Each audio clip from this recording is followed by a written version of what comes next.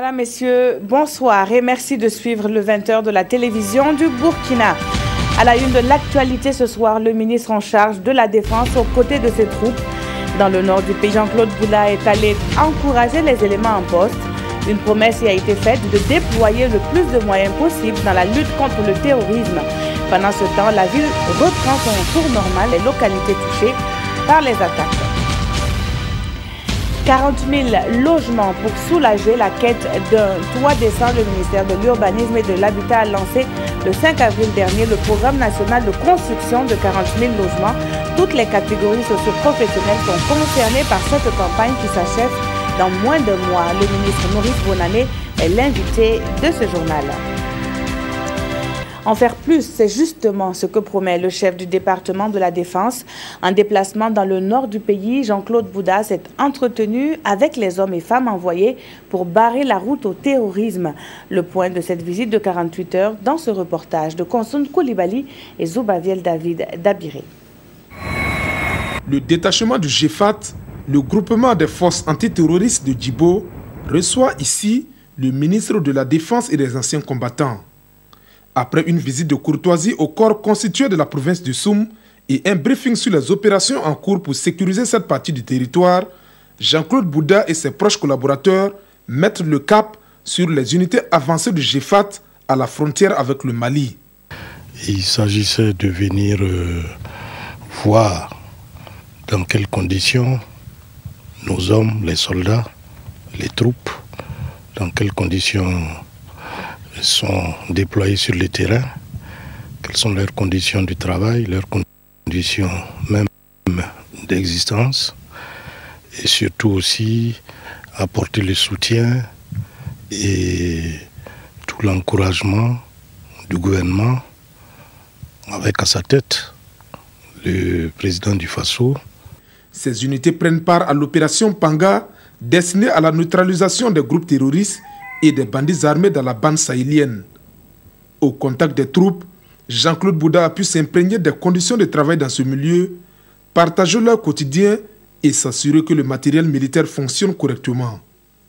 Sur les différents sites visités, un dialogue direct avec les soldats a permis au ministre de la Défense de se faire une idée sur la mission du Nord. Et nous avons pu aussi nous rendre compte que les hommes qui sont déployés ici, contrairement à tout ce qui se raconte, c'est des hommes déterminés.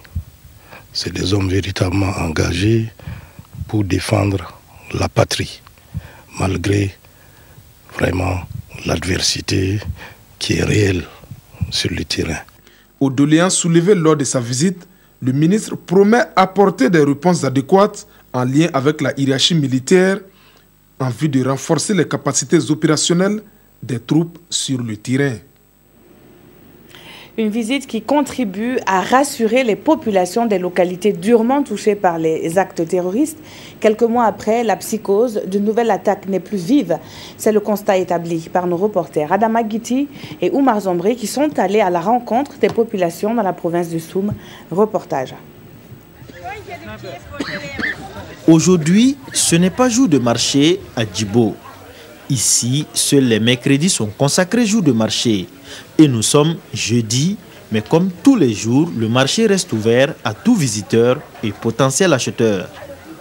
Avant, à cause de la psychose, beaucoup ne venaient plus au marché, d'autres avaient même quitté la ville et l'économie tournait au ralenti.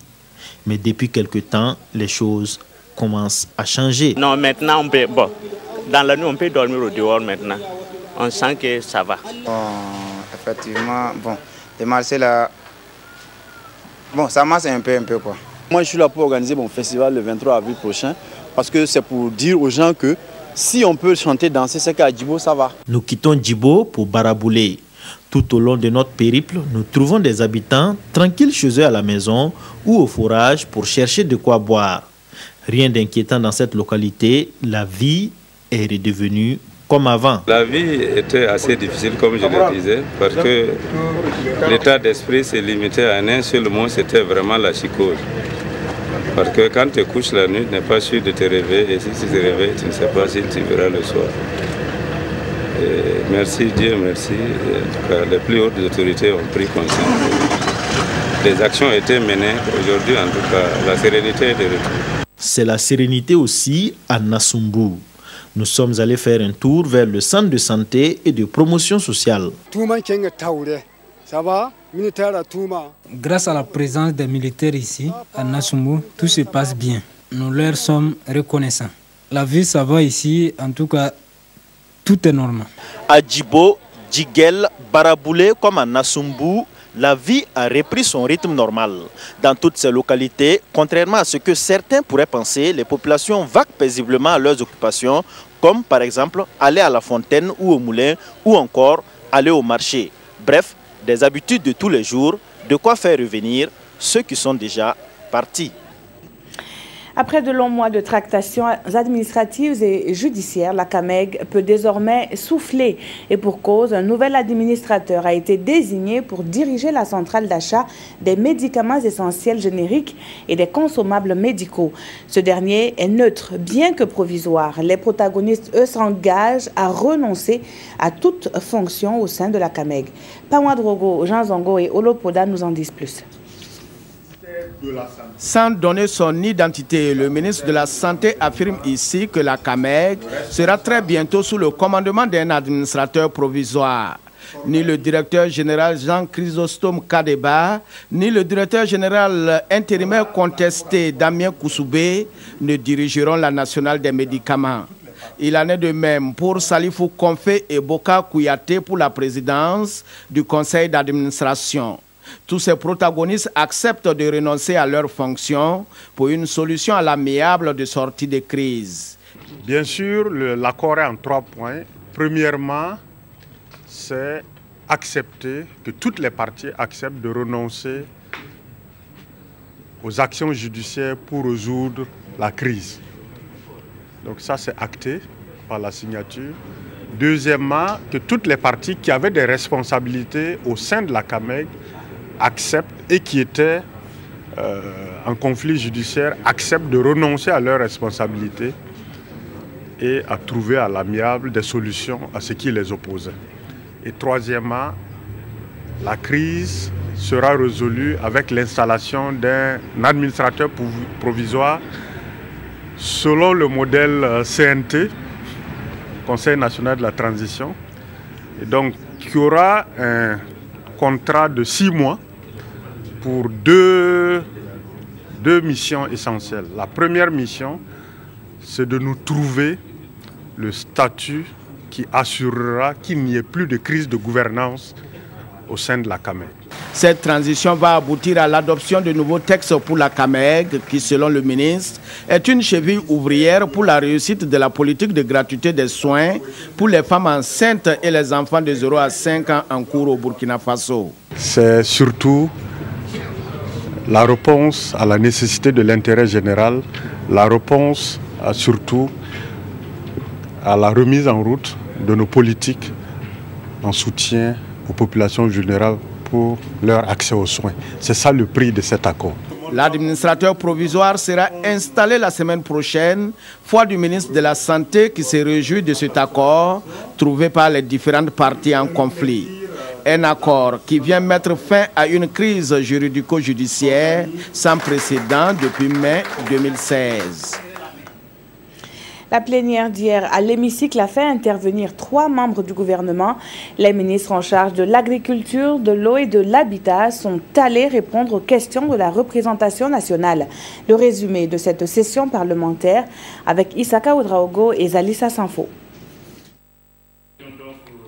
Des membres du gouvernement face à la représentation nationale pour répondre à des préoccupations. Brema Bougouma interroge sur le projet Zaka, 16 ans après le lancement des travaux. Rien qu'un grand vide qui se transforme de jour en jour en un nid de délinquance. Et le ministre de l'Urbanisme de reconnaître que le projet Zaka déçoit plus d'un. La raison évoquée pour cette léthargie, le projet Zaka n'a pas eu dès le départ une stratégie globale de gestion du projet. Et Maurice Bonani promet néanmoins qu'à l'issue de l'audit demandé par le Conseil des ministres, une nouvelle vision va être adoptée pour que cette zone soit fonctionnelle. Et les députés n'en ont pas encore fini avec le ministre. À quand la levée de la suspension des lotissements au Burkina Faso? Pour le ministre, il faut être encore patient et attendre les résultats des travaux de la commission interministérielle sur la question. Si nous tenions même au ministère de l'Urbanisme, on ne va plus lotir à Ouaga. Voilà, on ne va plus lotir. La ville s'est en perte de vue et ça cause des problèmes en matière de viabilisation. Plusieurs plaines et des bas-fonds ayant d'énormes potentialités agricoles sont toujours inexploités au Burkina Faso. Foi de la députée Salimata Konaté. Alors le ministre de l'Agriculture est appelé à se justifier sur les actions de son département. Un aménagement coûte très cher. Un aménagement, les moyens aménagements coûtent de 3 millions à 7 millions. Les grands aménagements coûtent de 7 millions à 10 millions. Et le plus souvent, c'est l'entretien qui pose problème après l'aménagement. Le barrage de Touessé, connu sous le nom de barrage Oumarou Kananzo, menace de céder. C'est le constat fait par le député Alidou Sanfo. Mais pourquoi n'est-il pas pris en charge dans le nombre des barrages à réhabiliter? Pour le ministre, la réponse est toute simple. Le barrage ne dispose pas à l'heure actuelle d'études de réhabilitation. Mais une chose est sûre, une étude va être commanditée. C'est aujourd'hui sur ce plateau que le ministre de l'Habitat est appelé à répondre à nos questions. Bonsoir, monsieur le ministre. Bonsoir, madame. Alors, votre département a procédé il y a quelques jours au lancement du programme national de construction de 40 000 logements. Dites-nous déjà qui peut souscrire à ce programme-là. Bien, je voudrais donc préciser qu'effectivement, le ministère en charge de l'urbanisme et de l'habitat a lancé à partir du mercredi 5 avril la campagne nationale d'inscription, je dis bien d'inscription au programme. Pourquoi inscription? Ce programme de 40 000 logements qui rentre dans le programme présidentiel et dans l'axe 2 du PNDS a pour objet donc d'accroître l'offre en logement. Mais avant d'arriver à sa mise en œuvre, il faut pouvoir cerner la demande. C'est vrai qu'en 2008, il y a eu des souscriptions, oui, mais vous conviendrez avec moi qu'entre 2008 et 2017, ces éléments ne sont plus d'actualité. Donc nous voulons cerner la demande sur le plan de la localisation géographique, étant donné que le programme s'étend sur l'ensemble du territoire. Ensuite, sur le plan du standing également, quels sont les différents standings depuis les logements sociaux, les logements économiques, etc. etc. Alors, l'inscription de 2008, que deviennent ceux qui se sont inscrits? Est-ce qu'ils doivent se réinscrire ou bien comment est-ce que ça se passe? Nous invitons à l'occasion tous ceux qui se sont inscrits en 2008 et qui n'ont pas pu être attributaires de parcelles à se réinscrire dans le cadre de ce nouveau programme. Et comme vous le savez, ces inscriptions peuvent se faire en ligne sur un site web pour éviter les bousculades que nous avons connues ici à l'occasion d'autres opérations dans ce genre. Alors, c'est une inscription via Internet, vous l'avez dit, mais qui a suscité aussi débat, notamment dans les réseaux sociaux. Quelle est vraiment l'opportunité de cette inscription, en dehors du fait que c'est pour éviter les longues files d'attente? Bien, nous sommes à l'ère des technologies de l'information et de la communication. Nous comptons, dans le cadre de ce programme-là, informatiser tout le processus, depuis l'inscription jusqu'à l'acquisition par le souscripteur du logement qu'il souhaite, de manière à ce que le souscripteur puisse suivre même l'évolution de son chantier. Et l'avantage, c'est des raisons pratiques. Imaginez-vous, si nous devons traiter 50, 100 000 fiches d'inscription, ce serait fastidieux. Mais nous avons prévu la possibilité pour les communes où il n'y a pas de réseau Internet, les communes rurales, puisqu'il y aura également des logements dans les chefs-lieux de communes rurales. Là où il n'y a pas de réseau Internet, des fiches seront mises à la disposition des populations. Alors, pour ce programme, contrairement à celui notamment de 2008, c'est un programme qui est assez ouvert. Donc, ce ne sont pas seulement des logements sociaux qui sont concernés, mais également d'autres standings. Comment est-ce que, en ce qui concerne l'exécution même du programme-là, est-ce qu'on continue, par exemple, avec les mêmes promoteurs ou bien il y a de nouveaux promoteurs qui seront invités? Bien, dans le cadre de ce programme, nous avons prévu son exécution en PPP. Partenariat public-privé.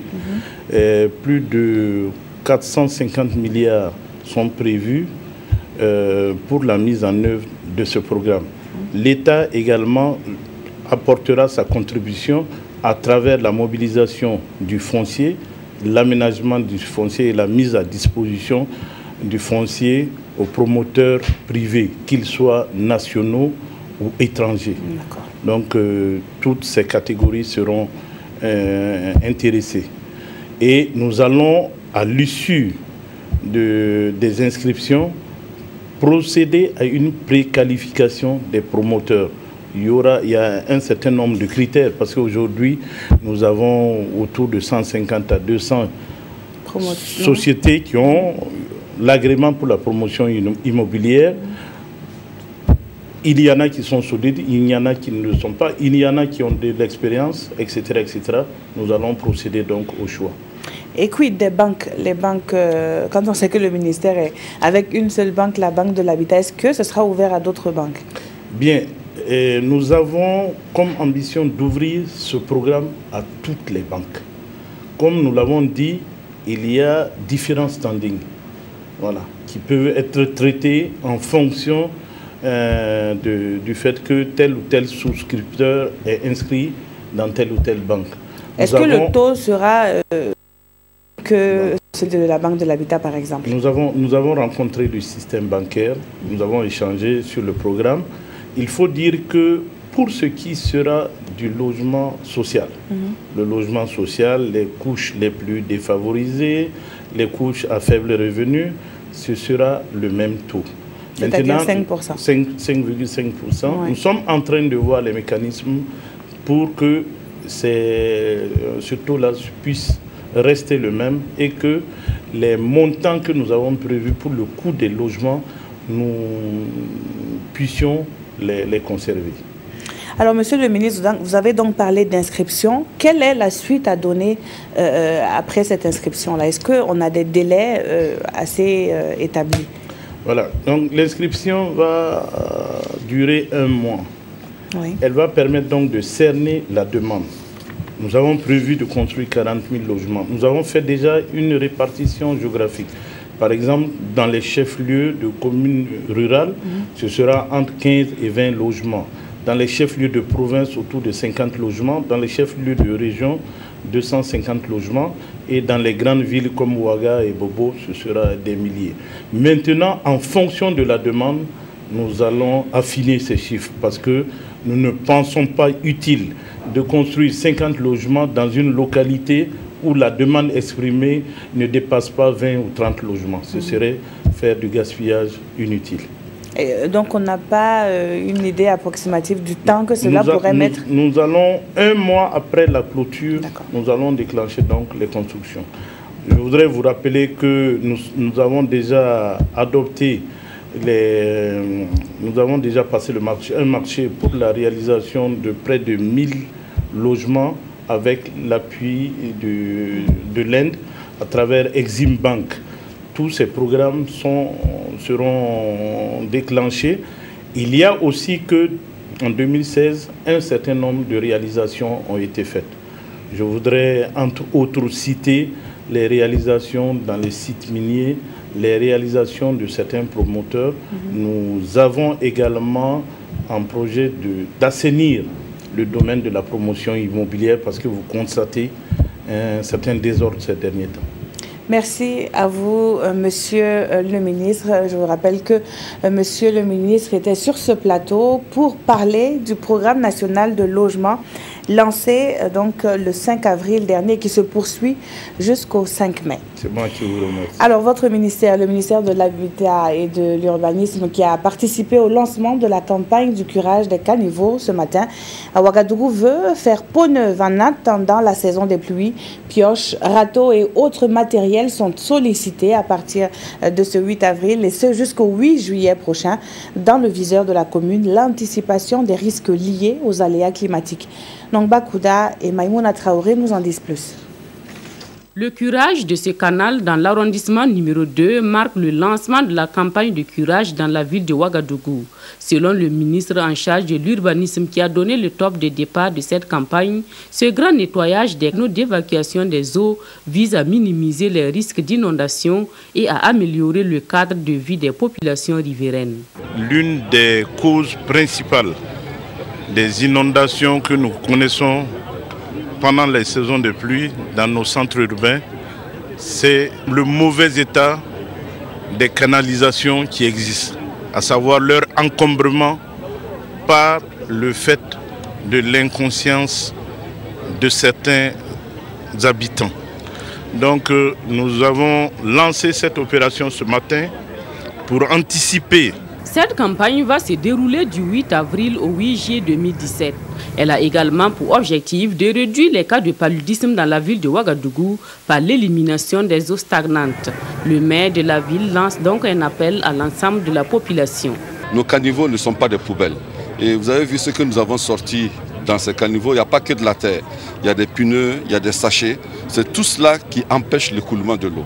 Donc c'est cet appel que nous lançons à la population et une campagne va s'en suivre pour continuer à informer et à apporter la bonne information en tout cas pour que les gens puissent avoir un comportement civique. Le gouvernement promet mobiliser tous les moyens humains, matériels et logistiques pour cette vaste campagne de curage des caniveaux. L'opération va permettre de curer environ 8,5 km de caniveaux. C'est la fin de plusieurs jours de travaux passés à Koudougou par 44 acteurs de la commande publique. Ils sont venus des secteurs privés et publics pour se former sur les innovations de la loi 039 du 2 décembre 2016. Que stipule cette loi et quels sont les enjeux de cette formation? Réponse dans ce compte-rendu de Salifou Belé, Mariam Dao et Maxime Zongo. Après 5 jours de formation, la loi 039 relative au marché public n'a plus de secret pour ses participants. Ces acteurs de la commande publique ont eu l'opportunité, une semaine durant, de renforcer leur capacité sur les nouvelles procédures de passation et d'exécution des marchés. Cette formation véritablement nous a permis de maîtriser davantage un peu la réglementation de façon générale, mais un peu dans ces aspects réformes précisément, qui nous permettraient désormais en tout cas de prendre un peu toutes les dispositions pour être en phase avec la bonne gestion qui est attendue. Il va de soi que nous allons essayer de revoir en tout cas nos manières de procéder parce que en plus des innovations qu'il y a eu, il y a des pratiques que nous serons obligés de revoir pour aller dans la légalité. Pour le cabinet Wellmouth Consulting, initiatrice de la formation, son opportunité n'est plus à démontrer. En dehors également de ces innovations, nous avons également échangé sur les acteurs de la dépense publique. Il y a eu un tir groupé sur le contrôleur financier qui rejette souvent les dossiers. Alors donc, il y a eu des éclaircissements par rapport à ça. La loi 039 est en vigueur depuis le 2 décembre 2016 afin de rendre plus digeste les passations de la commande publique au Burkina. L'apatridie, on en parle encore et pas assez. Selon le Haut Commissariat des Nations Unies pour les réfugiés, l'agence onusienne a initié en collaboration avec l'Association des universités pour le développement une rencontre avec les médias. Les causes, les conséquences de l'apatridie et les solutions pour éradiquer le phénomène ont été exposées aux hommes et femmes de la presse. Daouda Ouattara, Zalissa Sanfo. Qu'est-ce que l'apatridie ?